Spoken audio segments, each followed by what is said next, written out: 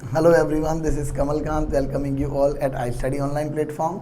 So students, last time हम लोग जो हमारा टॉपिक कर रहे थे फिजिकल केमिस्ट्री में, वो था आपके पास विद्युत रसायन एक, जिसके अंदर हमने हमारे लास्ट लेक्चर के अंदर जो टॉपिक डिस्कस किया था वो था आपके पास कोलरश का नियम व कोलरश नियम के अनुप्रयोग, जिसके अंदर हम लोगों ने बात क्या की थी कि आपके पास जब कभी भी किसी भी एक विद्युत अपघट्य के लिए अगर एक विलयन बनाया जाता है तो हम लोग सिंपली क्या बोलते हैं कि उस विलयन की अनंत तनुता पर अगर हमें चालकता ज्ञात करनी हो तो हमारे पास दो तरह के फंडा निकल के आते हैं। कौन कौन से?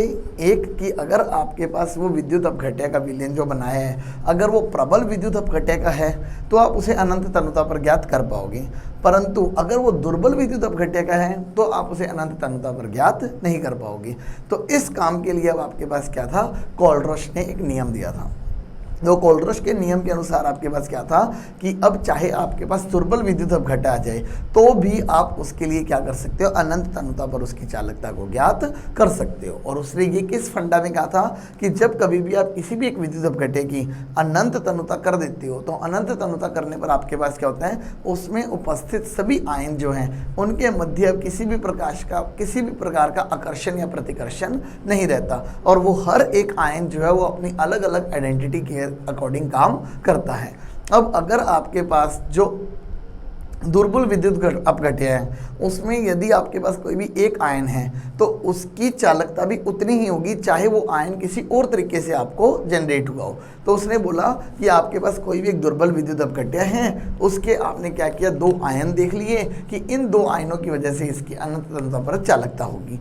अब उन दोनों आयनों की चालकता आप उस वक्त तो ज्ञात नहीं कर पा रहे, पर आप उन्हीं आयनों की चालकता किसी और विद्युत अपघट्य के द्वारा क्या कर सकते हो, ज्ञात कर सकते हो। तो वहां से उन्हें ज्ञात करो और यहाँ पे लाके उन्हें पुट कर दो, जिस वजह से आपके पास क्या होगा, अनंत तनुता पर दुर्बल विद्युत अपघट्यों की भी चालकता आप बहुत इजीली क्या कर पाओगे, ज्ञात कर पाओगे। फिर इसके 5 जो आपके पास हमने अनुप्रयोगों की बात की थी उसमें भी हमने यही बात की थी कि पहला अनुप्रयोग आपके पास ये था कि आप अनंत तनुता पर किसी भी दुर्बल विद्युत अपघट्य की चालकता ज्ञात कर पाओगे।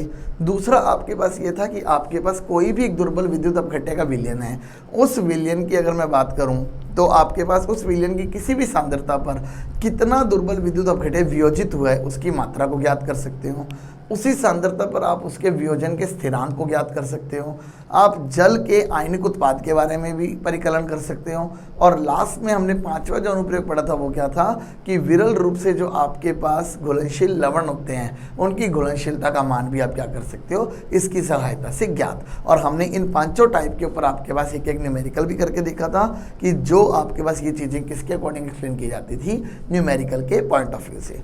अब यहाँ देखो आपके पास बात चली कि जब कोलरश के नियम की बात चली तो अब कोलरश के नियम ने एक तो तनुता का कंसेप्ट इंट्रोड्यूस कर दिया, एक उसने इंट्रोड्यूस कर दिया वियोजन का कंसेप्ट। तो अब इन दो चीज़ों के ऊपर बाकी साइंटिस्ट भी क्या हुए, बाकी साइंटिस्ट भी जो है उन्होंने अपना काम करना शुरू कर दिया और उन्होंने क्या कहा कि हम इस काम को और सिंपल बनाने की कोशिश करते हैं ताकि आपके पास इन चीज़ों को बहुत आसानी से पढ़ा जा सके। तो अब इसी तनुता और आपके पास चालकता को लेते हुए या उसके वियोजन को लेते हुए आपके पास जो हमारा नेक्स्ट टॉपिक आता है वो इसी कंसेप्ट के ऊपर बेल्ट हो जाते हैं। तो आपके पास जो हमारा नेक्स्ट टॉपिक है उसका नाम क्या है, दैट इज ऑस्टवर्ल्ड का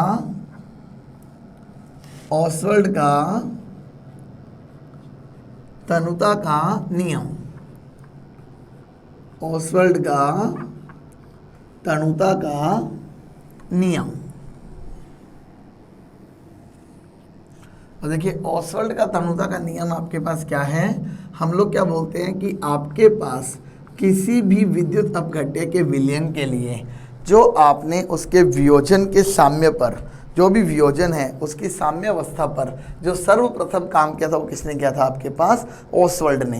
तथा इसने यहाँ पर ये समझाया कि आपके पास कोई भी दुर्बल विद्युत अपघट्य जो है उसकी सांद्रता वह उसके वियोजन की मात्रा के मध्य आपके पास किस प्रकार एक संबंध स्थापित हो सकता है।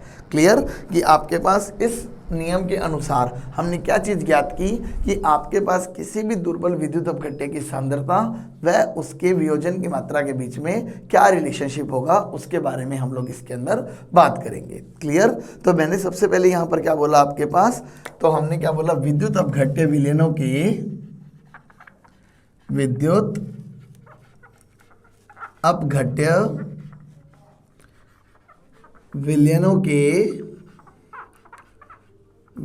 अपघट्य विलयनों के वियोजन के साम्य पर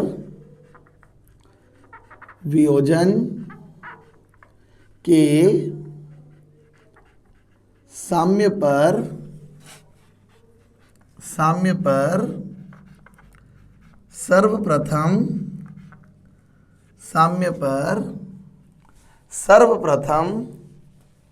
ओसवाल्ड ने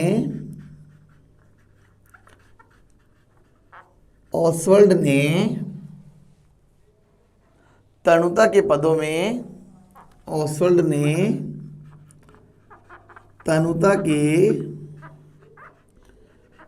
में समझाया।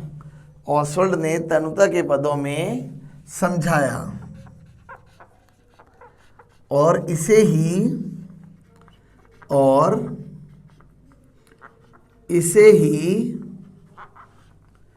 ओसवाल्ड के तनुता का नियम कहा जाता है।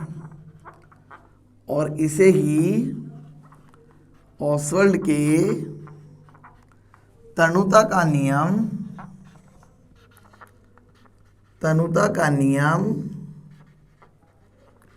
कहा जाता है। और इसे ही ओसवाल्ड के तनुता का नियम कहा जाता है। यह नियम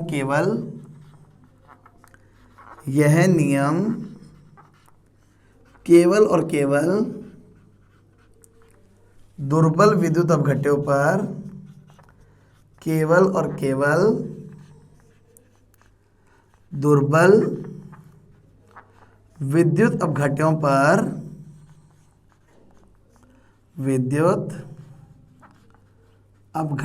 पर लागू होता है। दुर्बल विद्युत अपघट्यों पर लागू होता है। क्लियर। तो हम लोग क्या बोलेंगे कि किसी दुर्बल विद्युत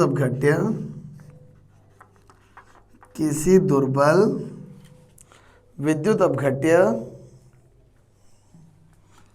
जिसकी सांद्रता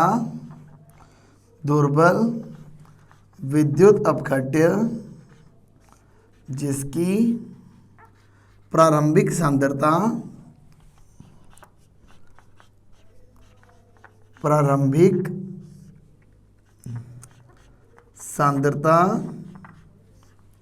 C मोल प्रति लीटर है, C मोल प्रति लीटर के वियोजन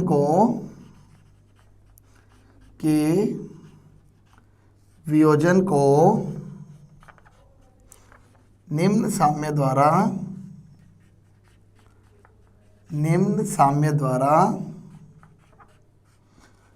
दर्शाया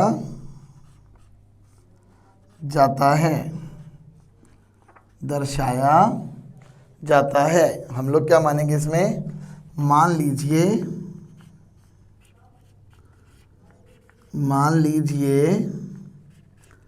ए बी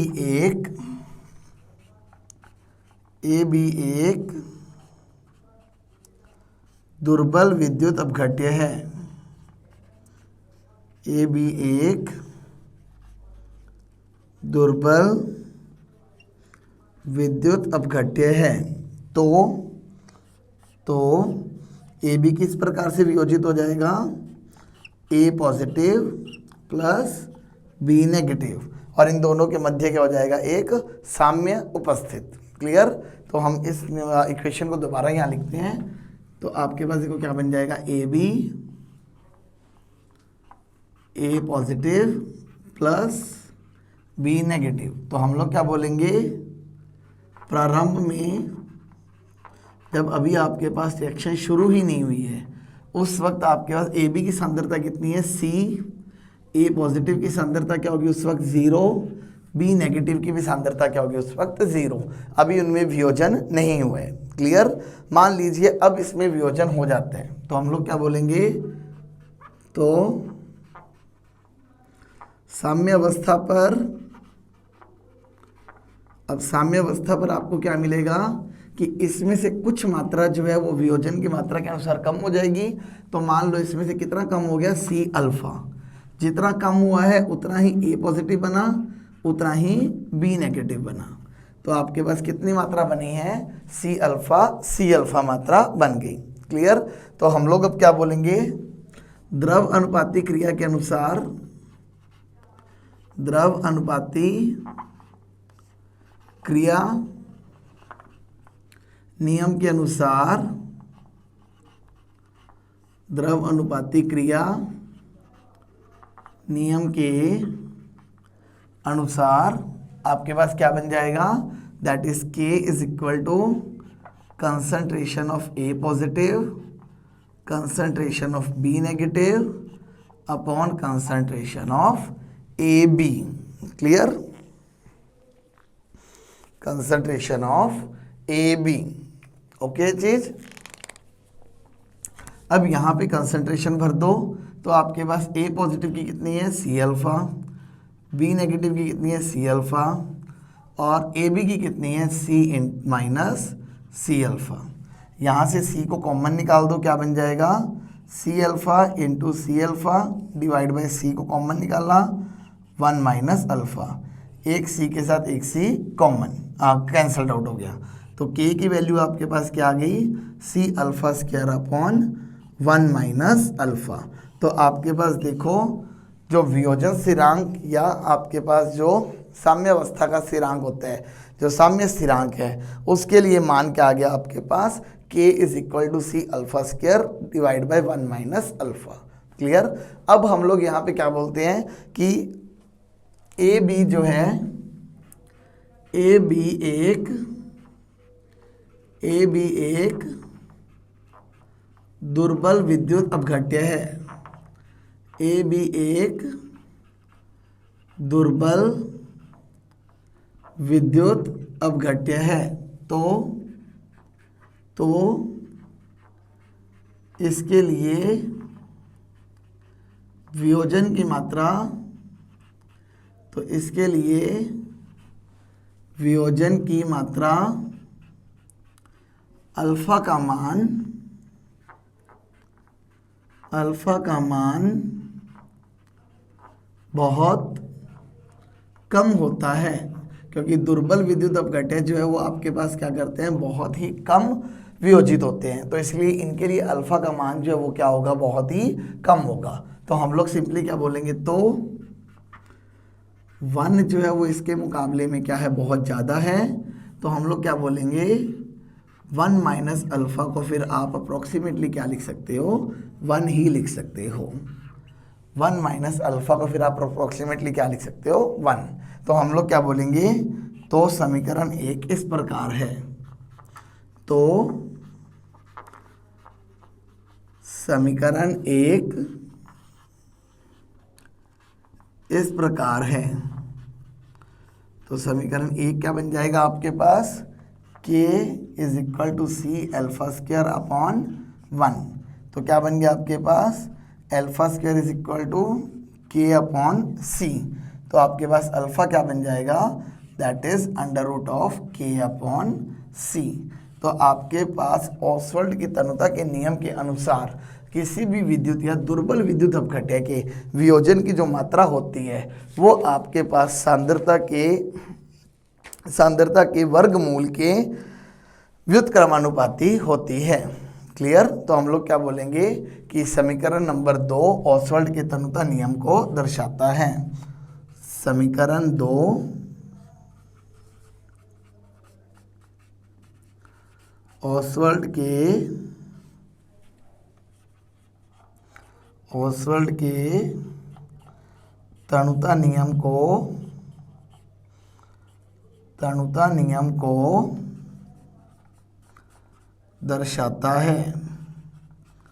ओसवाल्ड के तनुता नियम को दर्शाता है। तो हम लोग क्या बोलेंगे, समीकरण 2 के अनुसार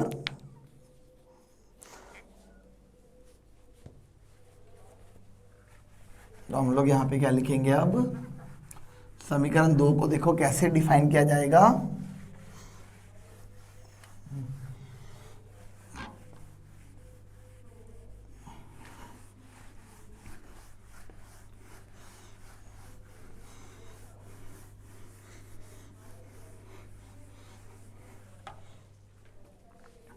हम लोग क्या लिखेंगे, समीकरण 2 के अनुसार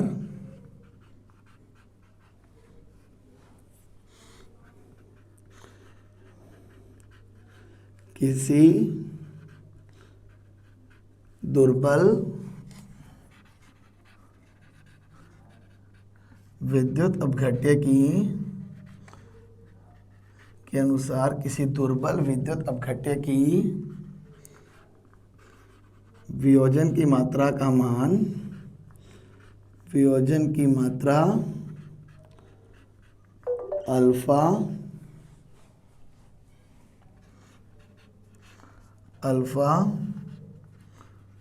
उस दुर्बल विद्युत अपघट्य के अल्फा उस दुर्बल विद्युत अपघट्य की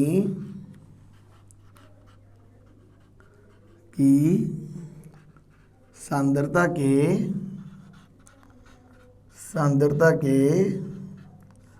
वर्गमूल के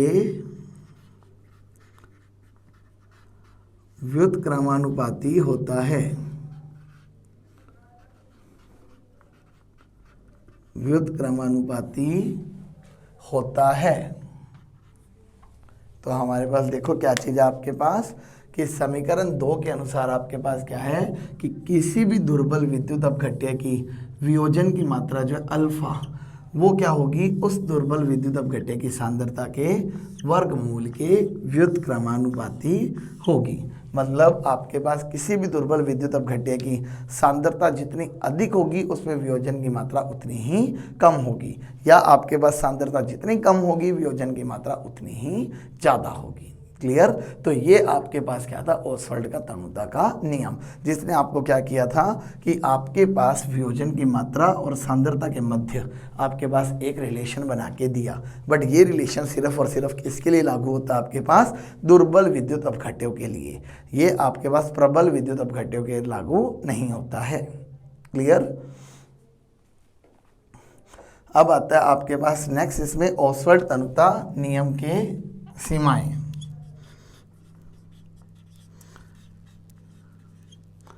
ओसवाल्ड तनुता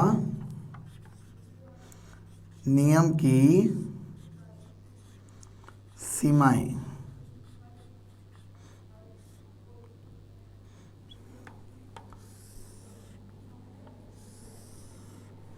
अब देखो ओसवाल्ड तनुता नियम की सीमाएं क्या हैं। सबसे पहली सीमा तो यही है कि यह केवल दुर्बल विद्युत अपघट्यों पर लागू होता है। पहली तो यही है कि यह केवल दुर्बल विद्युत अपघट्यों पर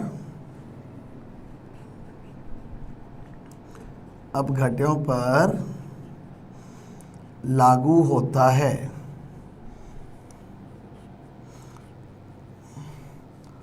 प्रबल विद्युत अपघट्यों के लिए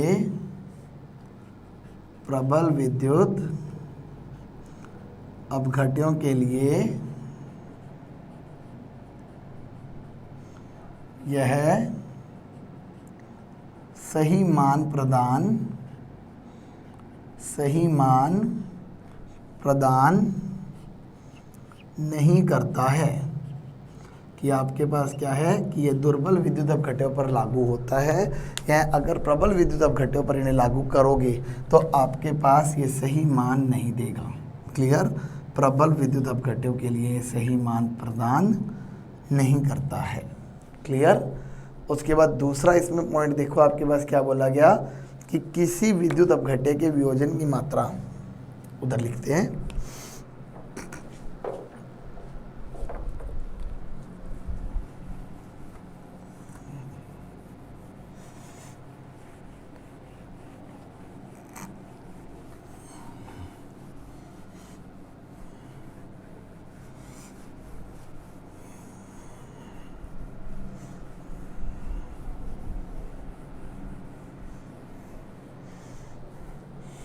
तो देखो आपके पास दूसरा पॉइंट क्या है, किसी विद्युत अपघट्य के वियोजन की मात्रा अणुसंख्यक गुणधर्म व चालकता मापन विधि से अलग अलग प्राप्त होती है। किसी विद्युत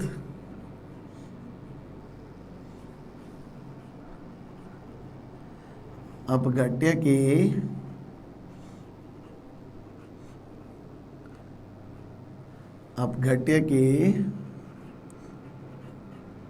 वियोजन की मात्रा अणुसंख्यक गुणधर्म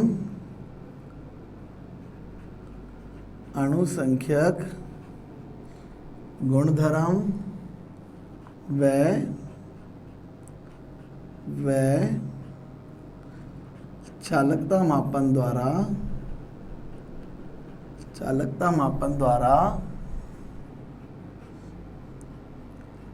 अलग अलग प्राप्त होती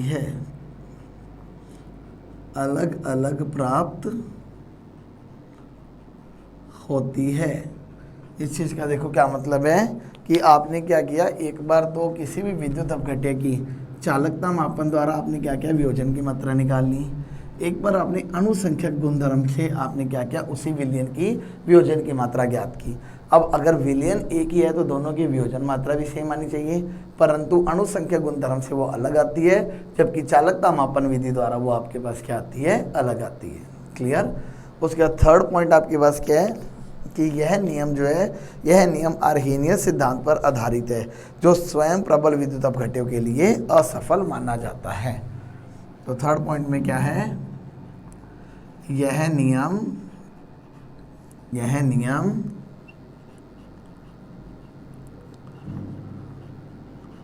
अर्हेनियस सिद्धांत पर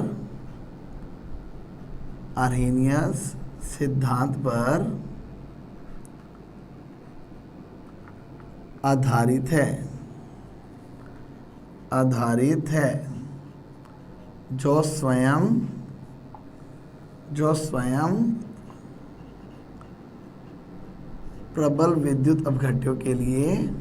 है, जो स्वयं प्रबल विद्युत अपघट्यों के लिए, प्रयोग नहीं किया जाता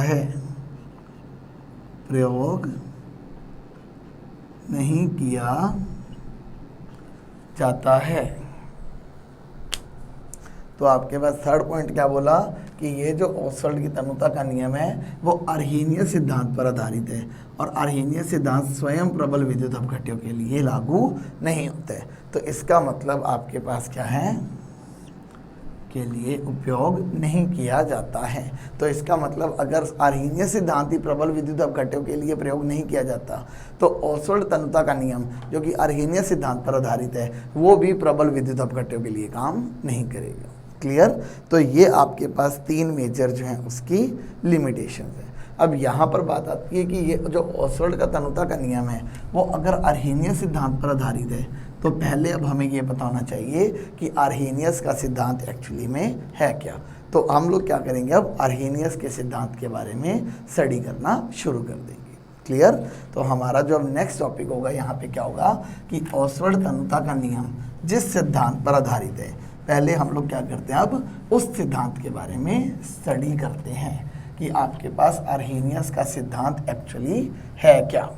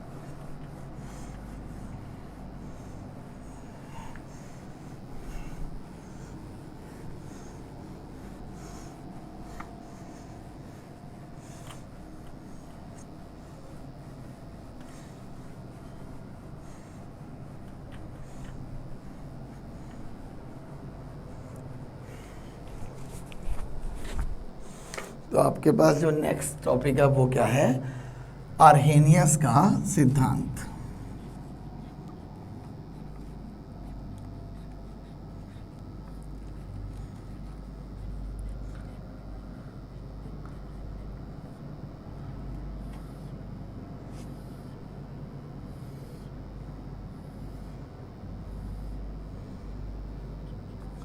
अब आर्हेनियस ने अपने सिद्धांत में क्या किया, अलग अलग प्रकार की मुख्य अभिग्रहित दिए हैं। तो हमने सबसे पहले उन अलग अलग पॉइंट्स के बारे में स्टडी करना है कि आपके पास आर्हेनियस के सिद्धांत ने अपने क्या क्या अलग अलग पॉइंट्स दिए हैं। क्लियर? तो हम लोग क्या बोलेंगे,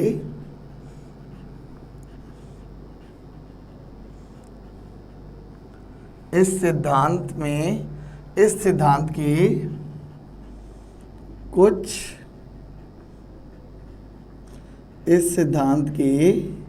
कुछ मुख्य अभिग्रहित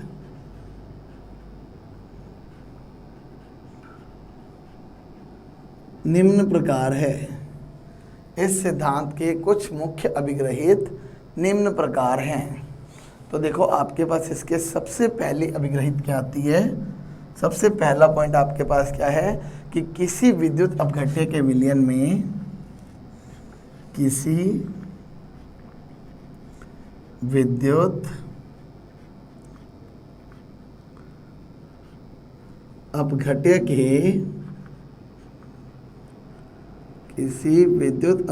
के विलयन में दो प्रकार के आवेशित कण पाए जाते हैं। दो प्रकार के आवेशित कण पाए जाते हैं। दो प्रकार के आवेशित कण पाए जाते हैं। धनावेश वाले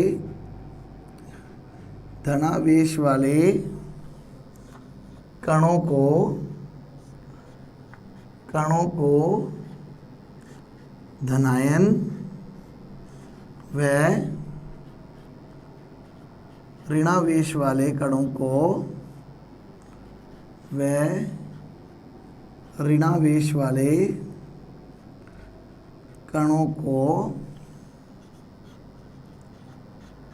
ऋणायन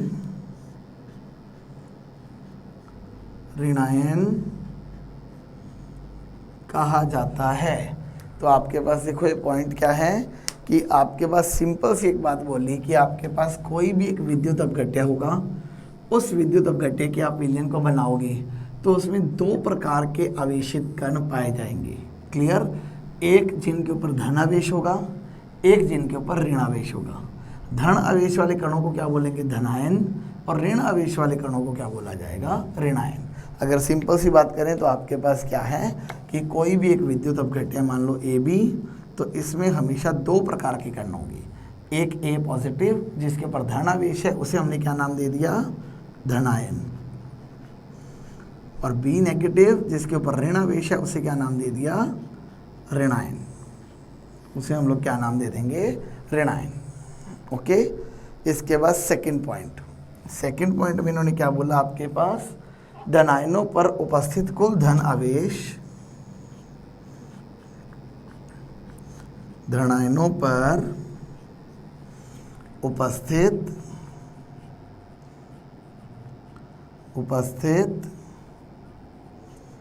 कुल धनावेश, धनायनों पर उपस्थित कुल धनावेश, ऋणायनों पर उपस्थित कुल ऋणायनों पर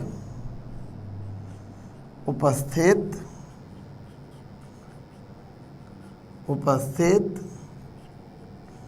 कुल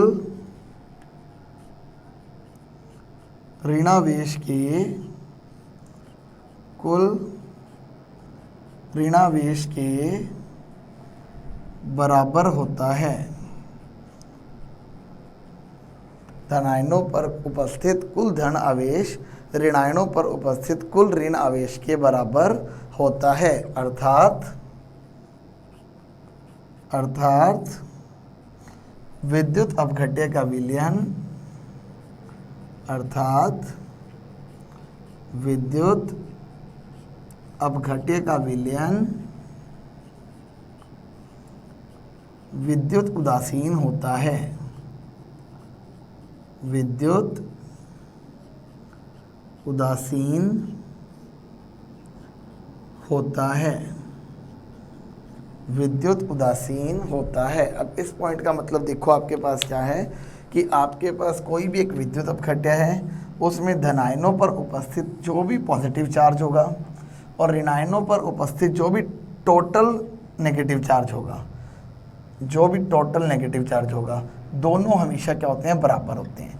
और अगर किसी विलयन में पॉजिटिव और नेगेटिव दोनों बराबर हैं तो इसका मतलब वो विद्युत अपघट्य का विलयन जो है वो क्या है, विद्युत उदासीन है। लाइक अगर मैं बात करूँ सिंपल सी चीज़ की कि यहाँ पे अगर मैंने एक विद्युत अपघट्य लिया है NaCl, अब NaCl के अंदर किस प्रकार से होता है, Na पॉजिटिव Cl नेगेटिव। अब धनायन पे कुल धनावेश कितने हैं, 1, और ऋणायन पे कुल कितना ऋणावेश है, 1। तो ये पॉजिटिव 1, ये -1, तो इन दोनों का मैग्नीट्यूड का मान जो है वो आपके पास क्या है, बराबर है। क्लियर। इसी तरह से अगर मान लो मैं बात करता हूँ MgCl2, ये MgCl2 किस फॉर्म में होता है आपके पास, Mg तो 2 पॉजिटिव की फॉर्म में और 2 Cl नेगेटिव की फॉर्म में, यही होता है। अब देखो कुल धनावेश कितना है आपके पास, 2 पॉजिटिव, और कुल ऋणावेश कितना है, 1 के ऊपर माइनस है तो 2 के ऊपर कितने हैं, 2 माइनस। तो जितने भी आपके पास धनायन होंगे उनके ऊपर कुल धनावेश ऋणायनों पर उपस्थित कुल ऋणावेश के हमेशा क्या रहता है आपके पास, बराबर। अर्थात आपके पास विद्युत अपघट्य का जो विलयन होगा वो क्या रहेगा आपके पास, विद्युत उदासीन। क्लियर। उसके बाद थर्ड पॉइंट क्या आपके पास, वियोजन के प्रारंभ होने के पश्चात, वियोजन के प्रारंभ होने के पश्चात, वियोजन के प्रारंभ होने के पश्चात वियोजित व अवियोजित अणुओं के बीच, पश्चात वियोजित व अवियोजित, वियोजित व अवियोजित अणुओं के बीच, अणुओं के बीच साम्य स्थापित हो जाता है, अणुओं के बीच साम्य स्थापित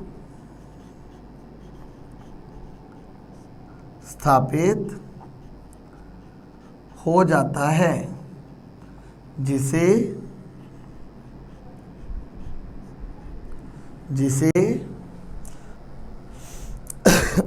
द्रव अनुपाती क्रिया नियम के अनुसार लिखा जाता है, जिसे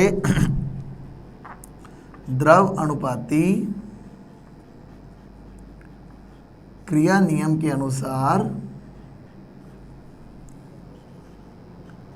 द्रव अनुपाती क्रिया नियम के अनुसार लिखा जाता है। मान लो आपके पास जो विद्युत अपघट्य है वो कितना है, AB।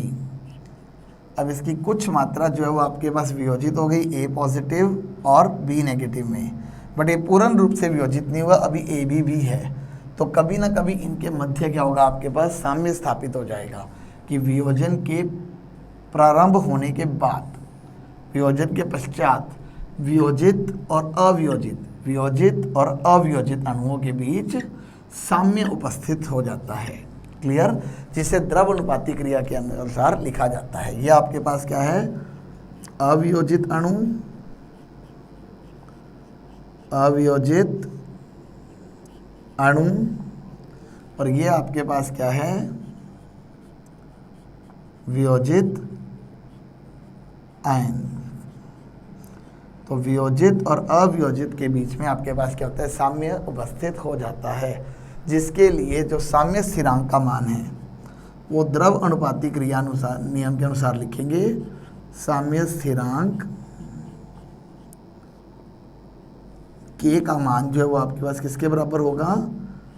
उत्पादों की सांद्रता का गुणनफल डिवाइड बाय अभिकारकों की सांद्रता। तो आपके पास यहाँ से क्या निकल आएगी? उस साम्य अवस्था का साम्य स्थिरांक। क्लियर? ओके है पॉइंट।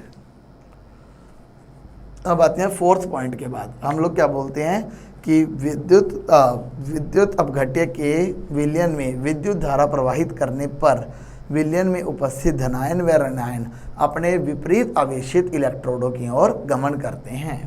फोर्थ पॉइंट आपके पास देखोगे इसके अंदर, विद्युत अपघट्य के विलयन में विद्युत अपघट्य के विलयन में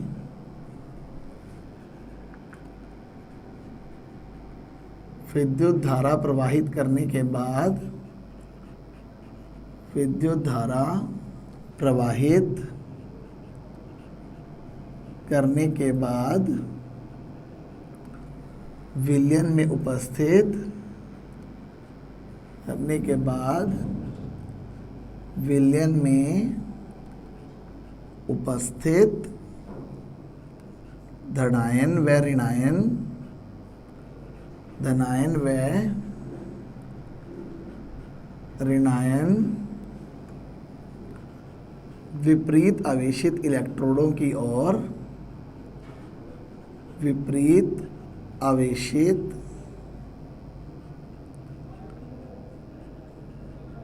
इलेक्ट्रोडों की ओर विपरीत आवेशित इलेक्ट्रोडों की ओर गमन करते हैं। विपरीत आवेशित इलेक्ट्रोडों की ओर गमन करते हैं। तो आपके पास क्या है कि आपके पास एक विद्युत अपघट्य का विलयन है। आपने उस विद्युत अपघट्य के विलयन में विद्युत धारा प्रवाहित की। अब हमें पता है कि विद्युत अपघट्य का जो विलयन होता है उसमें धनायन भी होता है और उसमें ऋणायन भी होता है।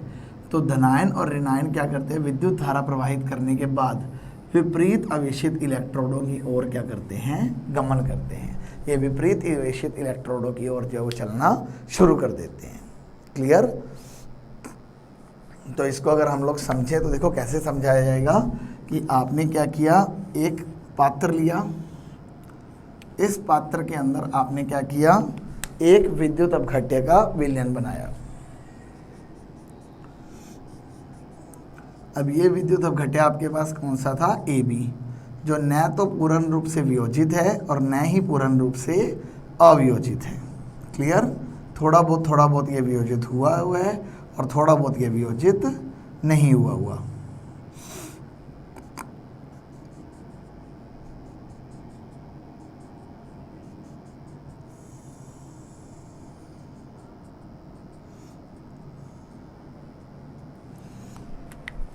तो मान लो आपके पास क्या है, जो है दैट इज AB, जो वियोजित और अवियोजित के मध्य आपके पास क्या है?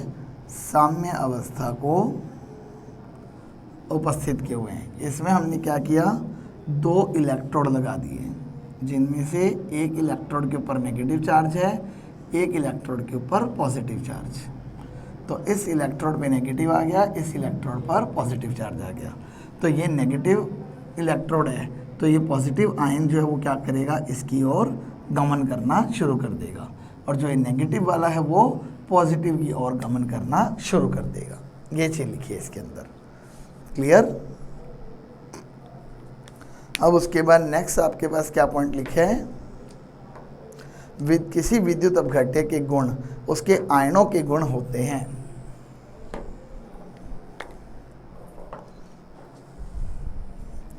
किसी विद्युत अपघट्य के गुण किसी विद्युत अपघट्य के गुण उसके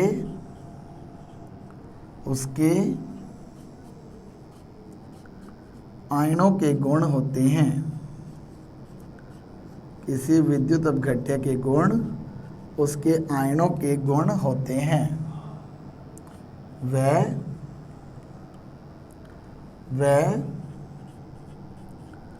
अणुसंख्यक गुणधर्म में, वह अणुसंख्यक गुणधर्म में यह आयन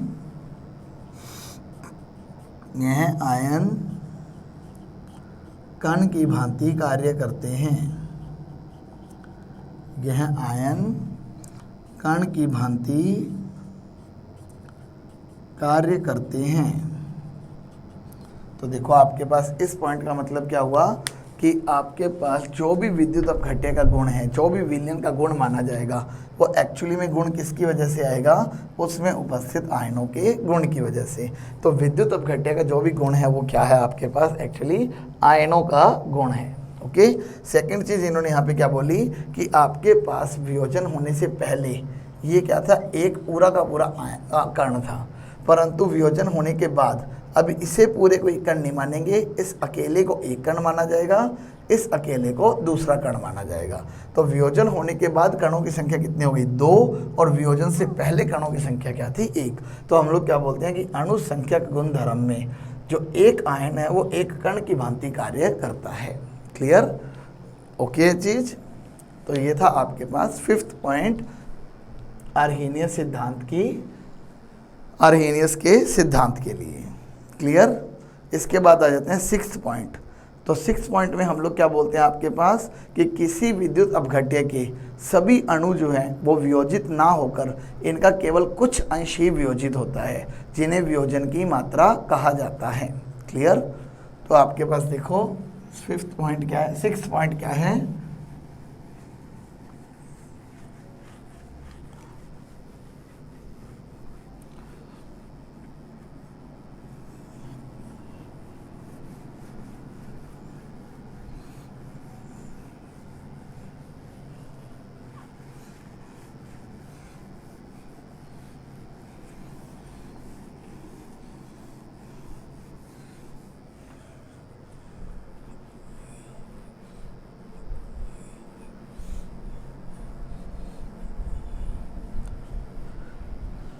देखिए इसमें क्या लिखा जाएगा, किसी विद्युत अपघट्य के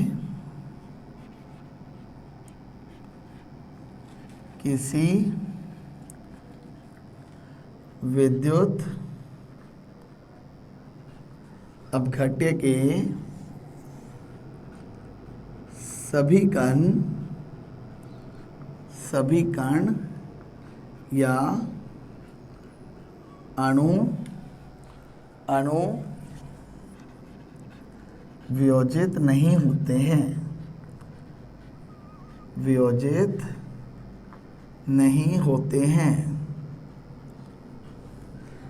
इन अणुओं का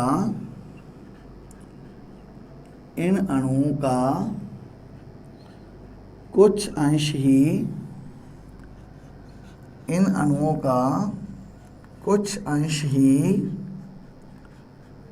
वियोजित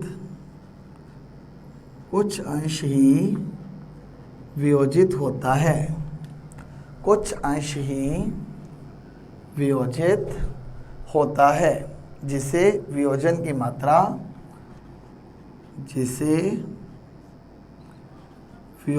मात्रा कहा जाता है, जिसे वियोजन की मात्रा कहा जाता है। वह इसे अल्फा द्वारा दर्शाते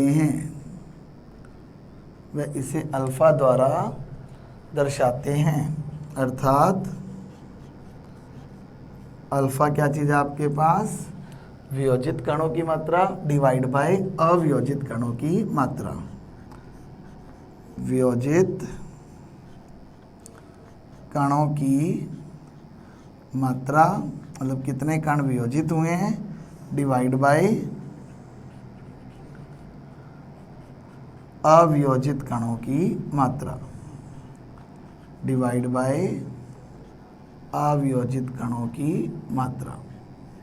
वियोजित कणों की मात्रा कितनी है, वह अवियोजित कणों की मात्रा कितनी है, उस चीज़ को हम लोग क्या बोलते हैं आपके पास, उस विद्युत अपघट्य का वियोजन।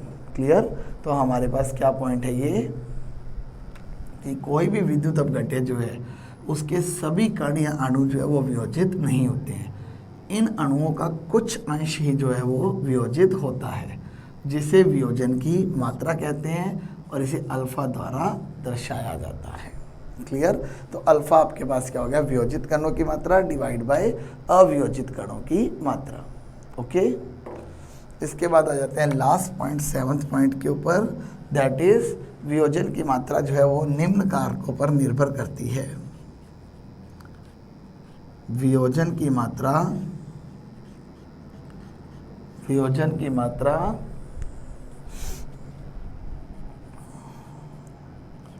निम्न कारकों पर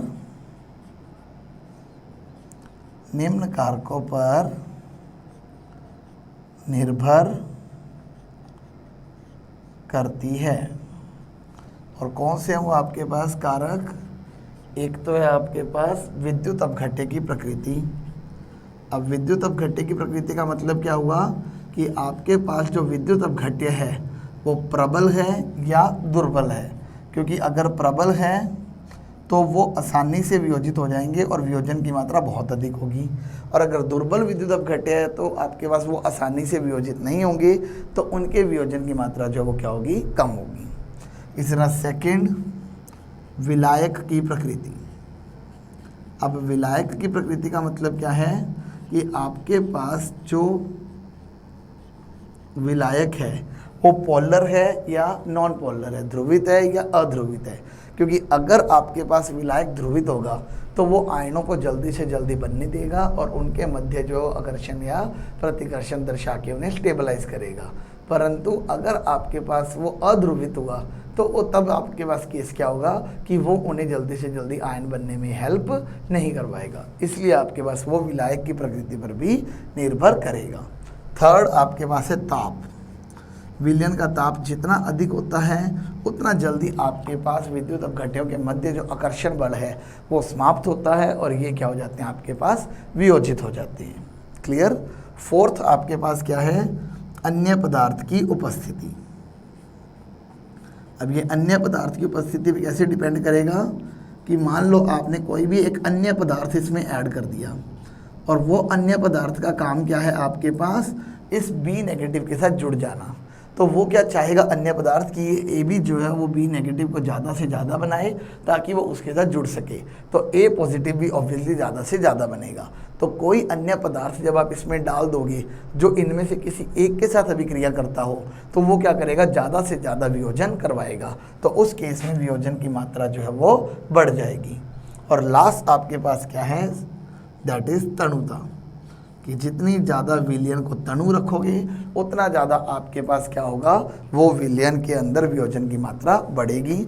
और जितना आप लोग अगर विलयन को कम तणु रखोगे या सांद्र रखोगे उतना आपके पास जो विलयन के अंदर वियोजन की मात्रा जो है वो क्या होगी, कम होगी। क्लियर। ओके पॉइंट क्लियर है चीज़ सभी को। तो फिर हम लोग चलते हैं हमारे अब नेक्स्ट टॉपिक की तरफ, जो कि क्या है आपके पास अर्हीनियस सिद्धांत के 7 पॉइंट्स तो हमने स्टडी कर लिए। अब इन 7 पॉइंट्स के आधार पर आपके पास क्या क्या सीमाएं देखने को मिलती है उनके बारे में हम लोग क्या करेंगे, कार्य करेंगे। क्लियर। तो चलिए अब हमारा काम क्या है, अर्हीनियस के सिद्धांत की सीमाएं।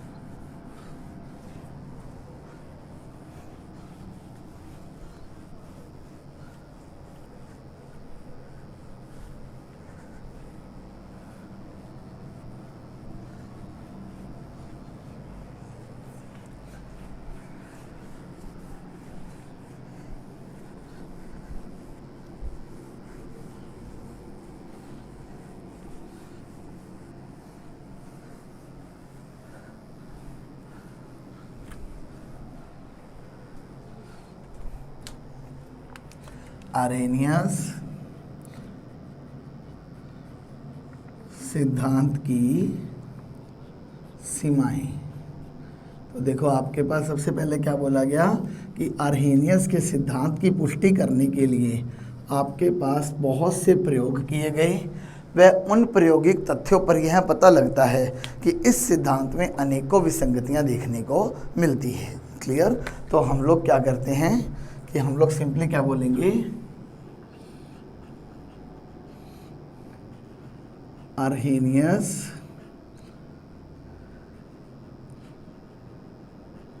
सिद्धांत की पुष्टि के लिए, आर्हेनियस सिद्धांत की पुष्टि के लिए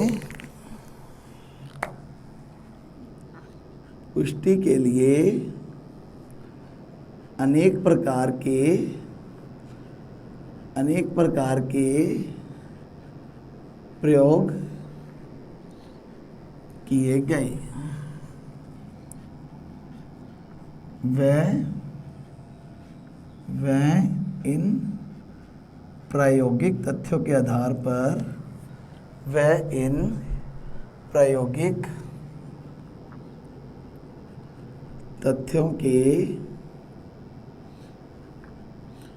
आधार पर आधार पर यह पाया गया कि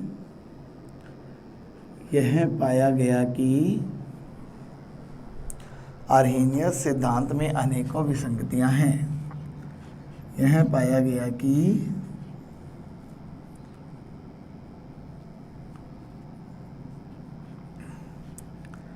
आर्हेनियस सिद्धांत में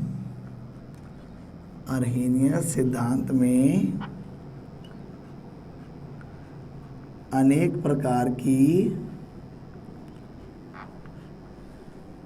प्रकार की विसंगतियां उपस्थित है। अनेक प्रकार की विसंगतियां उपस्थित हैं। तो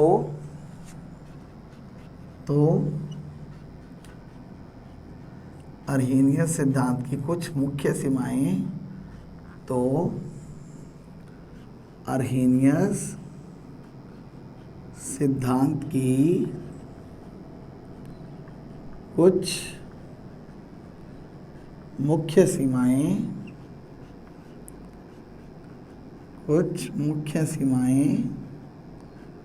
निम्न प्रकार हैं।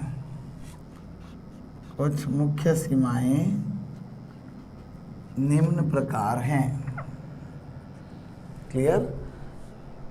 तो आपके पास देखो इन्होंने क्या बोला कि आर्हेनियस का जो सिद्धांत था अब उसकी पुष्टि करनी थी। तो हमने क्या बोला, पुष्टि के लिए अनेक प्रकार के प्रयोग किए गए। अब प्रयोग करोगे तो उन प्रयोग के कुछ तथ्य भी आएंगे। तो इन प्रायोगिक तथ्यों के आधार पर यह पाया गया कि आर्हेनियस का जो सिद्धांत है उसमें अनेक प्रकार की विसंगतियां जो है वो क्या है, उपस्थित हैं। और उनमें जो इतनी अनेक प्रकार की विसंगतियां उपस्थित हैं उनमें से इस सिद्धांत की कुछ मुख्य सीमाएं क्या हैं आपके पास, निम्न प्रकार हैं। क्लियर। तो आपके पास देखो सबसे पहला पॉइंट क्या दिया गया है कि आर्हेनियस सिद्धांत पर आधारित ऑसवाल्ड तनुता नियम प्रबल विद्युत अपघट्यों के लिए अपेक्षित परिणाम नहीं देता है, अर्थात वियोजन स्थिरांक का मान स्थिर प्राप्त नहीं होता है। तो आपके पास देखो फर्स्ट पॉइंट क्या दिया है, आर्हेनियस सिद्धांत पर आधारित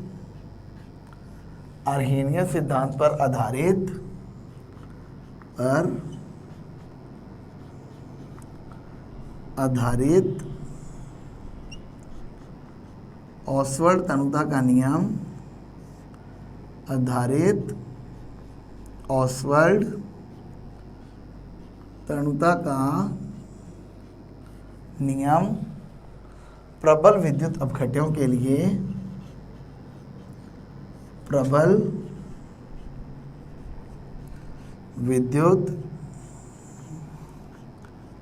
अपघट्यों के लिए अपेक्षित मान प्रबल विद्युत अपघट्यों के लिए अपेक्षित मान नहीं देता है।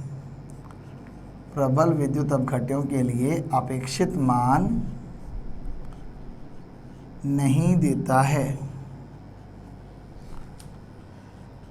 नहीं देता है।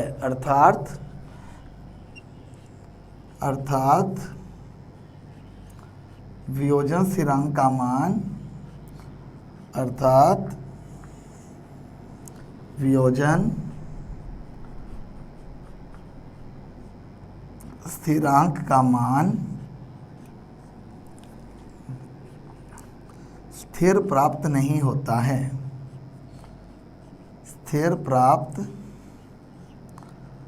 नहीं होता है। तो इसका मतलब आपके पास क्या है कि अर्हेनियस सिद्धांत पर आधारित, यहाँ पे अर्हेनियस पर आधारित लिख दिया मैंने, यहाँ पे आएगा अर्हेनियस सिद्धांत पर आधारित ऑसवाल्ड तनुता का जो नियम है वो प्रबल विद्युत अपघट्यों के लिए सही मान नहीं देता है। मतलब अगर उससे आप वियोजन स्थिरांक का मान निकालोगे तो किसी मेथड से कुछ देगा, किसी मेथड से कुछ देगा। क्लियर। उसके बाद आपके पास देखो क्या दिया है, प्रबल विद्युत अपघट्यों के लिए चालकता मापन द्वारा अल्फा का मान वॉट ऑफ आई के द्वारा प्राप्त अल्फा के मान के समान नहीं पाया जाता है।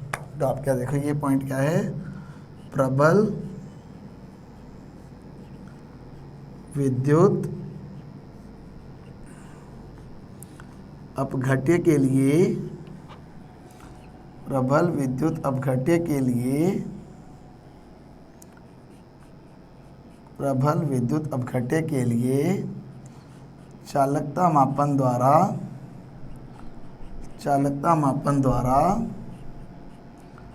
प्राप्त अल्फा का मान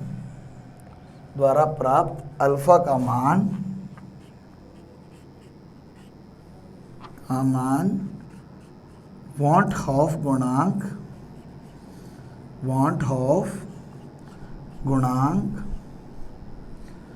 आई द्वारा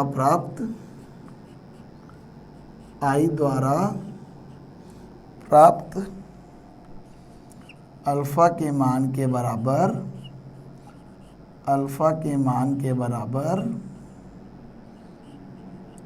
नहीं होता है, अल्फा के मान के बराबर नहीं होता है। तो इसमें क्या बोला गया आपके पास कि प्रबल विद्युत अपघट्य के लिए हमने एक बार क्या किया, अल्फा का मान निकाला, किसकी हेल्प से, चालकता मापन द्वारा। दूसरी बार निकाला वॉट ऑफ गुणांक आई द्वारा प्राप्त अल्फा का मान। ये दोनों मान आपके पास बराबर नहीं आए, परंतु एक ही प्रबल विद्युत अपघट्य के लिए दो अलग अलग विधियों से निकाले गए भी आपके पास अल्फा के मान जो क्या आने चाहिए थे, बराबर आने चाहिए थे, परंतु ऐसा नहीं हुआ। तो ये आपके पास क्या बन गया, इसकी लिमिटेशन। उसके बाद थर्ड लिमिटेशन क्या है कि प्रबल विद्युत अपघट्य अवियोजित अवस्था में भी विद्युत के अच्छे सुचालक होते हैं। इससे इस बात की पुष्टि होती है कि वियोजन जल की अनुपस्थिति में भी संभव है। क्लियर। तो हम लोग क्या बोलेंगे, थर्ड पॉइंट, प्रबल विद्युत अपघट्य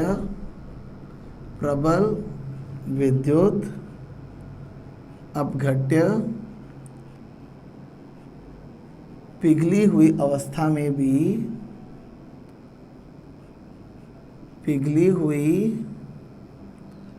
अवस्था में प्रबल विद्युत अपघट्य पिघली हुई अवस्था में भी विद्युत के अच्छे सुचालक होते हैं, में भी विद्युत के अच्छे सुचालक होते हैं। इससे इस बात की पुष्टि होती है कि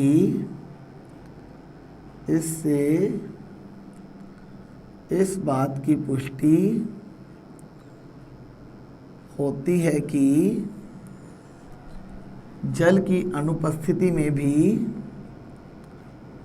जल की अनुपस्थिति में भी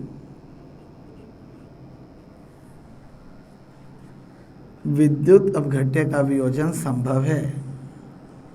में भी विद्युत अपघट्य का वियोजन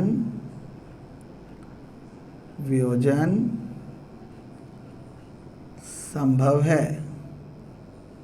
विद्युत अपघट्य का वियोजन जो है वो आपके पास क्या है, संभव है। क्योंकि आपको पता है ये चीज़ कि आपके पास प्रबल विद्युत अपघट्य जो होते हैं वो लाइक NaCl, ये कभी भी इस फॉर्म में नहीं होते, ये हमेशा किस फॉर्म में होते हैं आपके पास, Na पॉजिटिव Cl नेगेटिव। अब इसमें अगर कोई विद्युत धारा लगाओगे तो ये विद्युत धारा को प्रवाहित करवाएंगे, और विद्युत धारा को प्रवाहित करवाते हैं तो ये क्या सुचालक है। जबकि आपने अभी इसमें जल जो है वो उपस्थित नहीं है, तो इसका मतलब जल की उपस्थिति में भी आपके पास विद्युत अपघट्य का वियोजन संभव है। क्लियर। उसके बाद लास्ट पॉइंट आपके पास क्या आता है, फोर्थ, इसकी सीमाओं के अंदर, कि आर्हेनियस सिद्धांत में आयनों के अस्तित्व को तो माना जाता है, परंतु विपरीत आवेशित आयनों के मध्य आकर्षण का ध्यान रखा नहीं जाता है। तो हम लोग क्या बोलेंगे, फोर्थ पॉइंट, आर्हेनियस सिद्धांत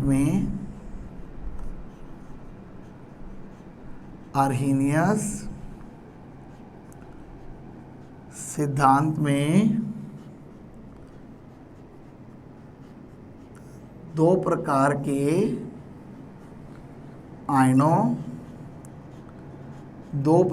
के आयनों अर्थात धनायनों व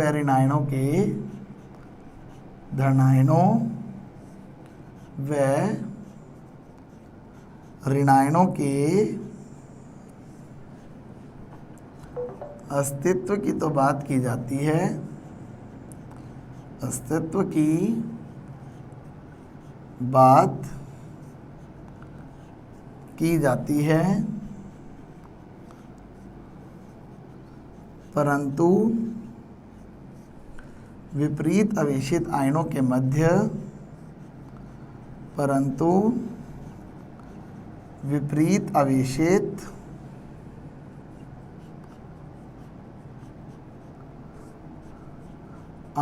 मध्य आकर्षण का ध्यान नहीं रखा जाता है। विपरीत आवेशित आयनों के मध्य आकर्षण का ध्यान नहीं रखा जाता है। यहाँ पे देखो, इन्होंने एक सिंपल सी बात क्या की कि आर्हेनियस के सिद्धांत ने ये तो बताया कि जब कभी भी आपके पास विद्युत अपघट्य के अंदर वियोजन होगा तो उसमें दो प्रकार के आयन बनेंगे, दैट इज धनायन व ऋणायन। इनके अस्तित्व की तो बात की, परंतु इसने ये नहीं सोचा कि धनायन अनायन अगर बनेंगे तो ये दोनों विपरीत आवेशित हैं, तो इन आयनों के मध्य आकर्षण भी होगा और उस आकर्षण की वजह से चालकता के मान में भी परिवर्तन आएगा। क्लियर। तो उसने इस पॉइंट की तरफ जो आपके पास बिल्कुल भी ध्यान नहीं दिया। तो ये आपके पास कुछ क्या आ गई, आर्हेनियस के सिद्धांत की कुछ लिमिटेशंस। क्लियर। तो हम लोग यहाँ पे हमारा टॉपिक फिनिश करते हैं आज का, जिसमें हमने आपके पास टोटल दो तरह के टॉपिक पढ़े। एक तो ऑसवर्ल्ड के तनुता का नियम व उसकी सीमाएं, दूसरा आपके पास टॉपिक कौन सा था, आर्हेनियस सिद्धांत व आर्हेनियस सिद्धांत की सीमाएं। तो फिर हम लोग हमारे नेक्स्ट टॉपिक के अंदर स्टडी करेंगे आपके पास प्रबल और दुर्बल विद्युत अपघट्यों के बारे में, और इन चीज़ों को सही करने वाली थ्योरी आपके पास दैट इज डी.वाई. हक्कल के सिद्धांत के बारे में। और ये दोनों ही टॉपिक जो हमारे नेक्स्ट लेक्चर के अंदर हम डिस्कस करेंगे वो आपके पास बहुत ही ज़्यादा इंपॉर्टेंट हैं, और ये दोनों टॉपिक भी आपके पास एग्जाम्स में काफ़ी बार पूछे जा चुके हैं। दैट इज ऑसवर्ल्ड तनुता नियम की व्याख्या कीजिए व इसकी सीमाएं बताएं, या आर्हेनियस सिद्धांत की व्याख्या करते हुए उसकी सीमाओं की व्याख्या कीजिए। क्लियर। तो आप लोग इस टॉपिक को बड़े ध्यान से समझिए, ताकि आपके पास फिर हम लोग नेक्स्ट लेक्चर के अंदर आपका नया टॉपिक दैट इज डी.वाई. हक्कल के सिद्धांत की बात कर सके। तो फिर हम लोग मिलते हैं हमारे नेक्स्ट लेक्चर के अंदर। Till then, thank you so much everyone.